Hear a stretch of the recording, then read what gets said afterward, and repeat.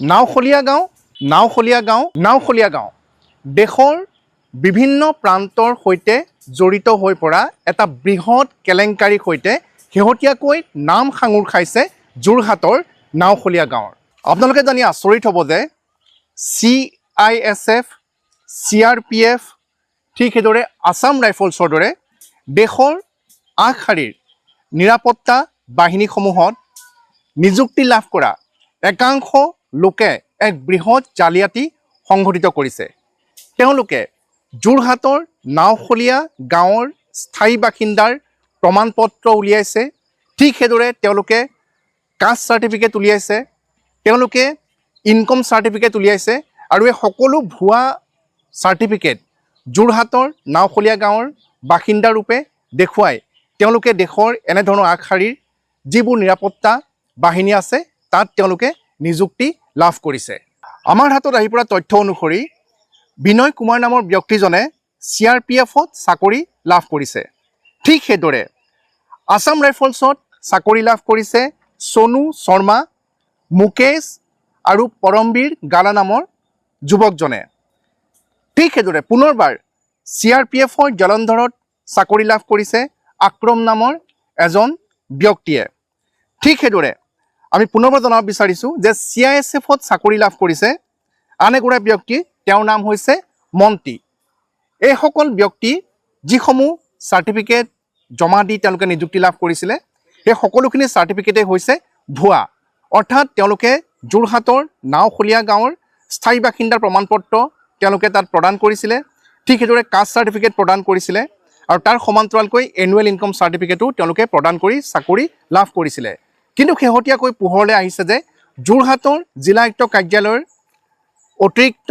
জিলা আয়ুক্ত পংকজ বৰাই তদন্ত কৰি এই তথ্য পোহৰলৈ আনিছে যে এই যুৱকসকলে বা এই লোকসকলে নিযুক্তি লাভ কৰাৰ সময়ত যিসমূহ নথিপত্ৰ জমা দিছিলে, PRC, কাষ্ট চাৰ্টিফিকেট, তাৰ সমান্তৰালকৈ ইনকম চাৰ্টিফিকেট, এই সকলোখিনিয়ে হৈছে ভুৱা আৰু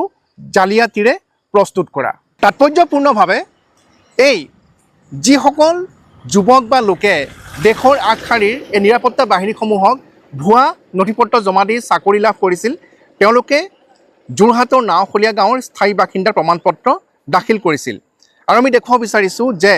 কেনেধৰণে তেওঁলোকে সেই মানপত্ৰসমূহ তেওঁলোকে দাখিল কৰিছিল যিসমূহ সম্পূৰ্ণৰূপে ভুৱা। এয়া লক্ষ্য কৰক, বিনয়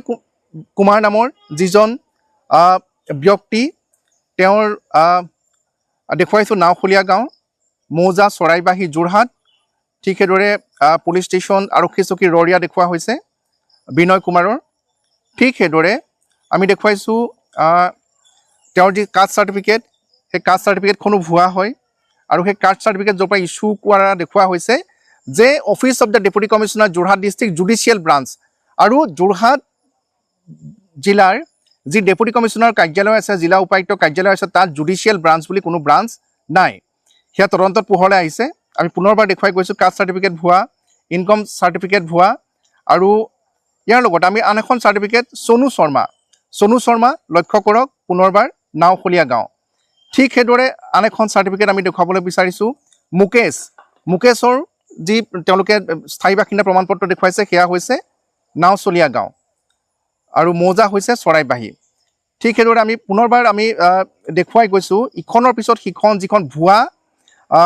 চাৰ্টিফিকেট, ভুৱা স্থায়ী বাসিন্দা প্ৰমাণপত্ৰ, পৰমবীৰ গালা, তেওঁৰো নাওখলীয়া গাঁও, ভিলেজ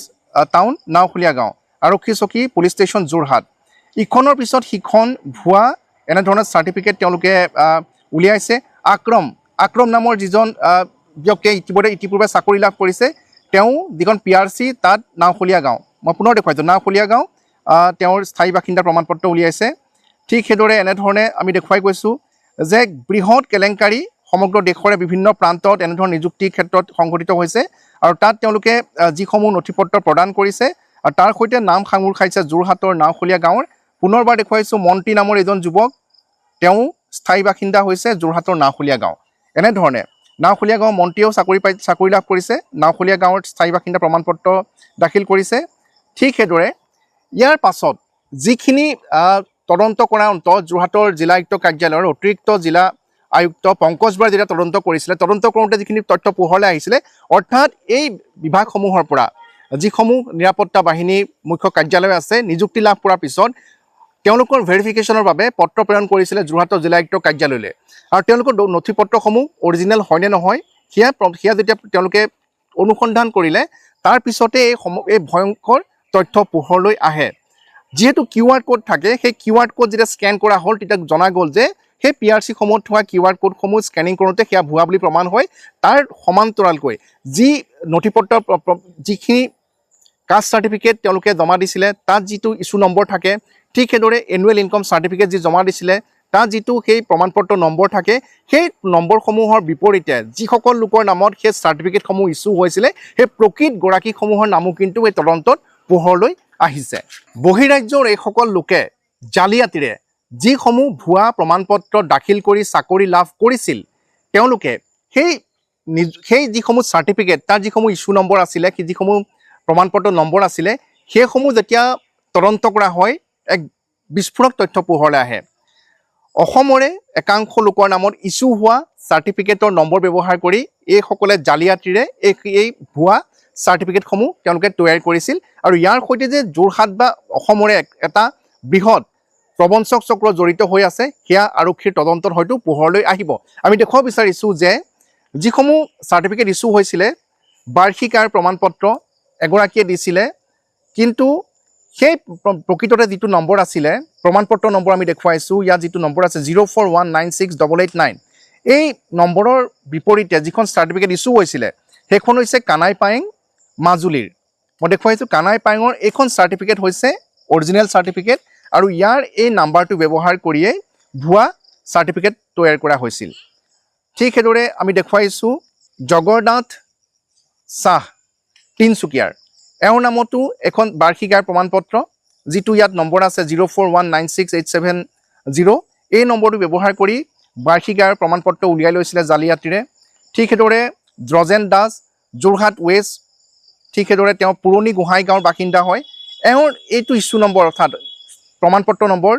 041968839 এইটো নম্বৰ ব্যৱহাৰ কৰি ভুৱা চাৰ্টিফিকেট ব্যৱহাৰ উলিয়াই এজন বহিৰাজ্যৰ এজন লোকে চাকৰি লাভ ইতিমধ্যে কৰিছিল মই পুনৰবাৰ দেখুৱাইছোঁ দ্ৰজেন দাসৰ চাৰ্টিফিকেটৰ নম্বৰ ব্যৱহাৰ কৰিছিল ঠিক সেইদৰে আন এখন বাৰ্ষিক আয়ৰ প্ৰমাণপত্ৰ আজমত আনচাৰী তেওঁ হৈছে বিশ্বনাথৰ টেঙা বস্তিৰ বাসিন্দা তেওঁৰো প্ৰমাণপত্ৰ নম্বৰ ব্যৱহাৰ কৰা হৈছিলে ঠিক সেইদৰে পুনৰ দেখুৱাইছোঁ টংকেশ্বৰ টাই মাজুলীৰ হয় উজনি মাজুলী তেওঁৰ যিখন বাৰ্ষিক আয়ৰ প্ৰমাণপত্ৰ সেইখন ব্যৱহাৰ কৰি ইতিমধ্যে ভুৱাকৈ জালিয়াতিৰে প্ৰস্তুত কৰা হৈছিলে সেইসকল লোকে ভূপেন বেজ এওঁৰ নামতো ইছ্যু হোৱা চাৰ্টিফিকেটৰ নম্বৰ ব্যৱহাৰ কৰি চাকৰিৰ বাবে ভুৱাকৈ এনেধৰণে তেওঁলোকে সেইসকল লোকে প্ৰবঞ্চনাৰে ভুৱা জালিয়াতিৰে চাৰ্টিফিকেট তৈয়াৰ কৰি ইতিমধ্যে নিযুক্তি লাভ কৰিছে CISFত নিযুক্তি লাভ কৰিছে CRPFত নিযুক্তি লাভ কৰিছে আছাম ৰাইফলছৰ দৰে দেশৰ আগশাৰীৰ নিৰাপত্তা বাহিনীসমূহত নিযুক্তি লাভ কৰিছে গতিকে এতিয়া প্ৰশ্ন উত্থাপন হৈছে যে যিসমূহ তথ্য পোহৰলৈ আহিছে এই সকলো লোকৰে স্থায়ী বাসিন্দাৰ যিখন ভুৱা প্ৰমাণপত্ৰ সেয়া দেখুওৱা হৈছে যোৰহাটৰ নাওখলীয়া গাঁৱৰ বাসিন্দা ৰূপে গতিকে বহিৰাজ্যৰ এই সকলো লোকে নাওখলীয়া গাঁওখনকে কিয় বাছি ল'লে তাক লৈ প্ৰশ্নৰ সৃষ্টি হৈছে ইতিমধ্যে যোৰহাটৰ জিলা আয়ুক্তৰ কাৰ্যালয়ৰ তৰফৰ পৰা আৰক্ষীৰ এজাহাৰ দাখিল কৰা হৈছে আৰক্ষী তদন্তৰ অন্ততে এয়া স্পষ্ট হ'ব যে যোৰহাটৰ নাওখলীয়া গাঁৱৰ এই বিশাল ভয়ংকৰ